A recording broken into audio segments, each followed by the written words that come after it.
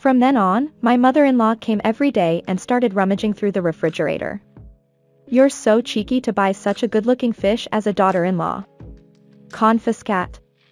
The fish that was supposed to be dinner that day was also taken away. However, this does not stop at just a little expensive thing. All seasonings such as olive oil and sugar are also taken away. She always says, "Don't be extravagant," but I gradually realized what was going on. I'm Hazel, 37 years old. I live in my parents-in-law's house while working from home. My husband's grandparents, parents, and we live in my parents-in-law's house. Currently, my grandparents originally lived on the parents' side, and my parents-in-law moved in, and we, the couple, moved to the child's side. Because of this situation, I thought that there would be no situation where we, the couple, and my parents-in-law would become overly intrusive. Actually, when I lived with Caleb, my husband, my parents-in-law didn't even bother to come to the child's side. At that time, my husband often left me alone and went to the parents' side. I'm going to have dinner with my father and mother today. I think my husband ate dinner on the parents' side about 4 days a week. He always told me at the last minute because it depended on his mood. I had already made the food, so I ate alone on the child's side and saved my husband's portion for the next day, and managed to get by. At that point, I was wondering what kind of husband he was. Hazel is longing for a family because you became alone early. If you divorce me, you will lose your long-cherished family. So don't think about divorcing me. My husband always says that with confidence. When I was young, I lost both of my parents in a traffic accident and had no relatives. So I had a very strong longing for the existence of a family. My husband knew the circumstances and my feelings, so I was convinced that I would never ask for a divorce no matter how badly he treated me. I also thought, I only have dinner with my parents a few times a week, so I let my husband do whatever he wanted, which may not have been good. My completely arrogant husband gradually began to ignore me. Although he left all the housework to me, he never told me in advance about the presence or absence of dinner that day or the schedule for going out for a workplace drinking party.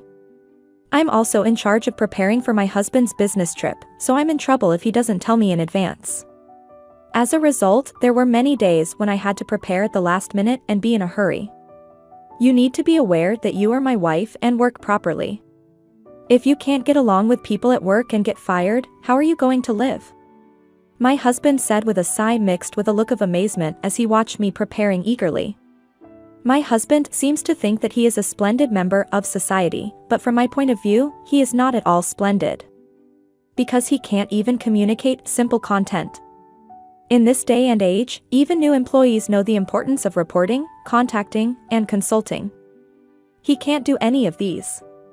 Nevertheless, the reason why I didn't think of divorce at all was because of his baseless confidence that he didn't want to let me go. My husband likes me and needs me. I had such thoughts, so I never thought about getting a divorce. However, for my husband, I seemed to be a replaceable existence at any time, and he never seemed to think that I was important. I realized this when my husband's assignment was decided and I started living alone on the child's household side of my parents-in-law's house. I said that I wanted to go with him to his new job, but he refused me. "I want you to take care of the house. If something happens to my father and mother, please help them." No matter what I said, I was told that, and in the end, I ended up living on the child's household side. It was the evening of the day when my husband went to his new job. When I was in the kitchen trying to make dinner, I was suddenly called from behind. "Hey, Hazel." Wow. Usually, my mother-in-law never comes here without saying anything, so I was surprised and raised my voice. If I had been washing dishes, I think I would have dropped and broken them. "Why are you so surprised?" "I'm sorry." I apologized while being flustered because my mother-in-law said so in a displeased tone.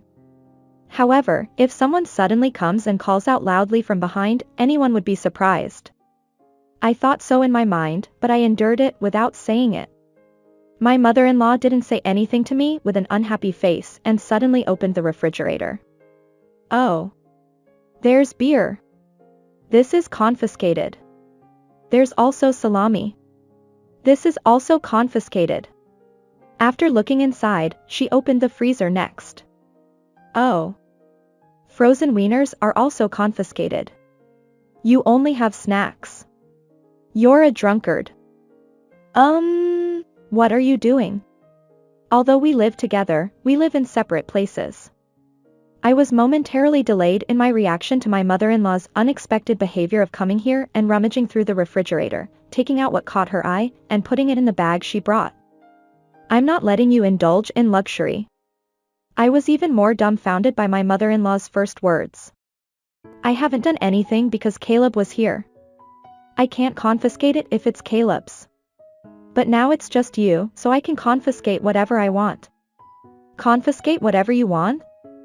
What is this person talking about? I was confused by my mother-in-law's words, which she said as a matter of course. I also drink alcohol to take a break. Salami can be used in other dishes, and frozen wieners are convenient for bread. Even so, if they are taken away, there will be no color in my meals. This beer was something that my husband couldn't drink and left behind, but I kept it carefully to drink later. I never thought that my mother-in-law would take it away. Be aware of your position from now on. I'll check the refrigerator every day. I'm not doing anything excessive. You don't have to check it so much. You're noisy. It's the husband's job to discipline the bride, but Caleb is not here now. I'll teach you. Be grateful. I can't think of anything to be grateful. First of all, what kind of person is my mother-in-law who is trying to discipline her daughter-in-law? Satisfied with doing whatever she wanted, my mother-in-law quickly returned to the parents' household side. I called my husband that night. Hello, Caleb. I'm tired because I just got here. Don't call me. Before I could say the next word, he hung up. I thought I'd settle it with a message, so I sent him a message saying I had a consultation, but I only got a receipt and no reply. I'm busy here. I don't have time to listen to your consultation, my husband replied the next day. After that, my mother-in-law came every day and started rummaging through the refrigerator. You're so cheeky to buy such a good-looking fish as a daughter-in-law. Confiscate. The fish that was supposed to be dinner that day was also taken away. However, this does not stop at just a little expensive thing. All seasonings such as olive oil and sugar are also taken away. She always says, don't be extravagant, but I gradually realized what was going on. My mother-in-law probably finds shopping troublesome. This continued every day, with her coming before dinner. It's useless to cook if I can't eat what I want, I thought, so I stopped buying ingredients. Instead, I started ordering takeout. Hey, there's no food at all. My mother-in-law was angry when she saw the refrigerator with only water in it. I've lost the desire to buy anything because you steal everything I buy. I don't even have the energy to cook anymore. It's not like Caleb is starving and suffering, I said, fed up. Every day, no matter what I was doing, whether cooking, taking a bath, or working, my mother-in-law would invade the house, rummage through the refrigerator, and steal the ingredients. It's ridiculous to buy ingredients that are going to be stolen by a thief like her, even though she's on the same property. I suddenly rebelled against my mother-in-law, who had been obedient until now, and she turned red with anger. You're so cheeky for a daughter-in-law. You're the bride of this house. Are you going to defy your mother-in-law? What's so great about a mother-in-law? I think my mother-in-law is a housewife. She does the housework on the parents' side, but to put it the other way around, that's all she does. I'm living here, but it's my father-in-law, not my mother-in-law, who maintains the child's household side. And I've never asked my mother-in-law to help me with the housework. I've never asked my mother-in-law to do anything for me, and she's not doing anything herself, so why do I have to obey my arrogant mother-in-law? I couldn't understand anything my mother-in-law was saying. You say I'm defying you, but are you that great? I said emotionlessly, and my mother-in-law got angry again. I was fed up with the thief-like mother-in-law, the husband who wouldn't listen even if I wanted to consult, and the recent revelation. Get out. You'll divorce Caleb. I don't want to see the face of a rude daughter-in-law like you, my mother-in-law shouted, throwing the knee blanket on the nearby chair. You're just lazing around at home without working, and you're skipping housework as soon as your husband is gone. It's going to be a bad future. Yes, yes. That's right, I replied casually to my hysterically shouting mother-in-law. I work from home, but I didn't feel like explaining it to my mother-in-law. I sent a message to my husband that day. Your mother told me to leave, so I'm leaving. I also sent you the divorce papers, so fill them out and submit them. I got a read receipt immediately, but no reply. I didn't care at all about the lack of response because I thought it would be enough if he submitted the divorce papers properly. 3 months later, I started living alone in a newly rented apartment. It has 2 rooms, one for work and one for private use. I can manage the on and off times perfectly, so work is more efficient than before, and the living environment is great. I received a call from an unknown number while enjoying my new life. Hello? When I answered the phone, a familiar voice spoke cheerfully. Oh, Hazel, have you repented yet? How does it feel to be kicked out and homeless? This voice belongs to that thief, my ex-mother-in-law. The 50-story high-rise apartment is the best. It's long and the room is clean, and above all, there's no thief in the house. I said only that and hung up the phone quickly. I didn't exchange phone numbers with my ex-mother-in-law, so I didn't register her number either. She must have asked my ex-husband for my number and called me. I have to reject this number. I didn't know how to set up call rejection, which I rarely do, and I was thinking about it when my ex-mother-in-law called me again. I touched various things, so I accidentally pressed the call button. Regretfully, I put the phone to my ear. Why are you hanging up? I'm your mother-in-law. She shouted in a pretty loud voice, and I sighed and nodded. Yes, you're great. What's with that attitude? Mother-in-law is great, mother-in-law is great. It's just a stupid habit. Will you be satisfied if I praise you for now? My words made my ex-mother-in-law. What did you say? She screamed hysterically and complained all the time. I understand already. Is that all you can say, that mother-in-law is great or that my attitude is bad? Did you become senile? I'm tired of listening, so I'll hang up. I said that, and my ex-mother-in-law, who seemed to be trying to say the same thing again, muttered in a small voice, "You're just a daughter-in-law," and didn't say the last word to make sure I didn't hang up. Instead, she made a childlike sound of, "Ugh, money. Lend me money." What? I tilted my head at my ex-mother-in-law, who had suddenly spoken. You're living in a 50-story high-rise apartment with Caleb's money, aren't you? Then give me that money. It's impossible for a daughter-in-law to indulge in luxury. What are you talking about? I don't understand at all. Why would I live in an apartment with Caleb's money? And how can you have such a stupid idea? I said. Oh, you're stupid? What kind of language is that to use against your mother-in-law? When I said what I thought, my ex-mother-in-law raised her voice even louder. First of all, you are a stranger to me, so you are not my mother-in-law. What are you talking about? You just left home, so you're still Caleb's wife. It seems that my ex-mother-in-law did not know that my ex-husband and I had already divorced. I divorced him a long time ago because of your bullying and your son's infidelity. So I won't lend you money. Never contact me again. My ex-mother-in-law seemed to be speechless, but I hung up the phone without hesitation. This time, I set up call rejection properly and decided to forget about my ex-mother-in-law. Although she was like that, I thought that if she knew that I was no longer a member of the family, she would stop contacting me. However, it seems that I overrated my ex-mother-in-law. A few days later, I received another call from a different number. I had been ignoring calls from unknown numbers since that incident, so I continued to ignore them. After ringing for a while, the caller began leaving a message on the answering machine. Since I wasn't talking directly to the other person, I listened to the voice again and found out that it was my ex-mother-in-law. I don't know if she borrowed my ex-father-in-law's mobile phone or got a new one, but I found out that my ex-mother-in-law was trying to contact me somehow. I'll forgive you for divorcing my son on your own. So come back soon. You will marry Caleb again. And you're making a lot of money with your telework, aren't you? Why did you hide it until now? This must have been what my ex-husband said.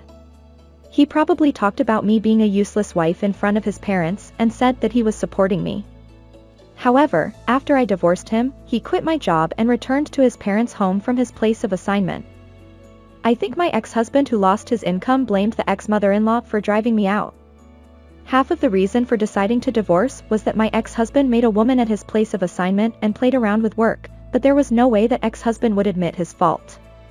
So my ex-husband, who lost his source of income, blamed his mother. My ex-husband is in debt to pay me alimony, so it also affects the household budget of my ex-in-laws. In contrast, I earn $300,000 with my telework. My ex-husband, who still doesn't know my earnings, proposed that we separate our finances, and I took proper measures for this, so there was no property division. Now, it is conceivable that both my ex-husband and my ex-in-laws are in trouble because they have no money. My ex-mother-in-law also did a lot of stingy things, such as stealing the ingredients I bought every day and stealing clothes from my closet when there was nothing eye-catching in the ingredients. They must have had no money every day. I feel sorry for them, but I didn't have any intention of helping them. I have been tormented by both my ex-mother-in-law and my ex-husband. It seems that my ex-father-in-law did not know about the situation of the two people. However, since my ex-mother-in-law did not say anything about going to the child's household side every day and bringing back ingredients, he is equally guilty.